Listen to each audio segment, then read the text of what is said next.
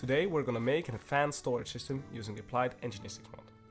It's an automated electric storage system and takes a lot of resource to get running, but it works like a charm. The first thing that we need to do is find all the plates. There are 4 of them, we found 2 of them in the last episode. You can find them in meteorites and they're scattered around the map, so we need to explore a little. While exploring I found this village.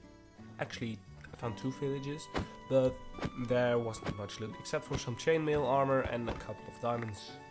The most important thing is that these villages have a waystone, so we don't have to run back all the way, but we can teleport to the one that is closest to our house.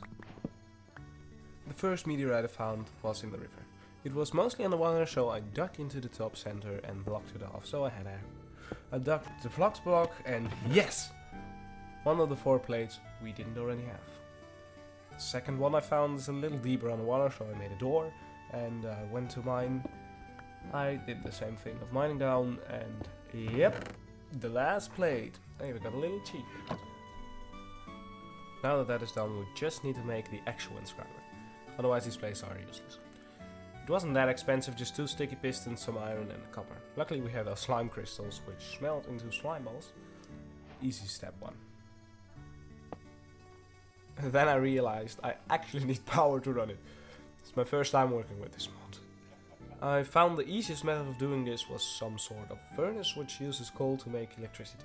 And a couple of cables to connect everything. To do this, the only thing I didn't have was glass. So I made some, combined it with quartzes, and ta-da! Quartz glass. This is what we need to make the oven and the cables. Now, that was easy enough. But I might need a storage cell to store the power. So let's make that. Now for the storage cell I need flux dust, which sounds easy enough, but I needed to make a grinder. And for someone who has never worked with Create, this proved a little difficult. And luckily I have everything I need, just some tinkering, and here we have a grinder. Now a crank and a gear and spin our way to flux dust. The rest of the materials I had laying around, so storage cell complete. And it's done. Well, the inscriber is done. Do you understand now what I meant when I said it took a lot of resources? This is just the tip of the iceberg. Now, how we use this is we put one of the press plates and the corresponding metal in, and it makes a circuit out of it. Combine that with a silicon circuit and a piece of redstone and you've gotten yourself a processor. In order to get a functional storage system we need 3 things. 1. A crafting terminal. This is the interface of the storage system. We will start with this one. To craft this we need 3 things. A crafting table, no problem. A calculation processor, which we can easily make using the inscriber. The problem is with the ME terminal. We need a formation core, which we have the materials for. A logistics processor, which we can make using the inscriber. But for the illumination screen and annihilation core we need glowstone and quartz. And that's found in the nether, and here started the problem. So I needed a nether portal, and for that I need obsidian. But we can't really get it. You see diamond pickaxes are uncraftable, and at this point there are no other pickaxes we can make that can mine obsidian. So we need to do it differently. I scrolled through the list and the easiest way seemed an entropy manipulator, which would be the easiest because it's from the same mod as the rest we have been doing so far, so we have the materials. But first I need lava. So I go down into the caves because I know there's lava there, but also mobs. And as I proved in the last episode, I'm damn good at dying. And I did. I got chased down by a skeleton and a baby zombie and I didn't win the fight. But I went back down, got my stuff and the lava and made a manipulator. Turns out, you can only use it to cool down lava into obsidian. Not get the block, so I need to do something else.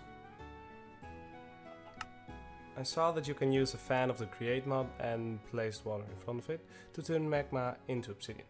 So I gathered some resources and made myself a fan. When I was mining I found an underwater cave and got myself some magma there. I placed the fan and with some hand cranking I got the obsidian. I prepared to go to the nether, but when I got there the first thing I saw was quartz. I grabbed it and that was one of the checklists. Then I saw a cluster of glowstone, completely demolished it and went back. This took like 2 minutes, the prep wasn't necessary. With all the resources gathered, I quickly made the crafting table, bit by bit. And I finally got it. But I said I needed 3 things and this was only 1, so let's get going. The second thing I need is an ME driver. This is a block that stores all the items. Luckily, this was quite cheap and I got it made pretty quick. I also installed a couple of speed upgrades in the inscriber so it pumps out the processors like a mad. And then comes step 3, which was the worst. Not because I couldn't get the resources, but because I constantly ran out. I needed item cells, which are a sort of drive you put into the ME driver. So it actually has storage. You've got a couple, but I couldn't afford expensive ones, so I went for the 4K storage. I wanted 2, so I could store 8K items, which I thought would be enough for the time being. You also have 1K storage cells, but they were simply too small. To make these disks we need an ME chest, which costs another ME terminal. Luckily we had all the resources ready to make 2 of those. The problem began when I made energy cells. They cost 4 quartz crystals each and I started to run short. Then I needed to make the cell housing, which took quartz glass and a little iron, so that was easy and made the housing. Then the expensive part came. To make a 4K storage cell you need a 4K storage component. To make this you need 3 1K storage components, which all cost 4 quartz crystals per component. That's 12 crystals per 4K component and 24 crystals for the whole ordeal. So I went mining again and it took a long time, but I finally got 24 crystals.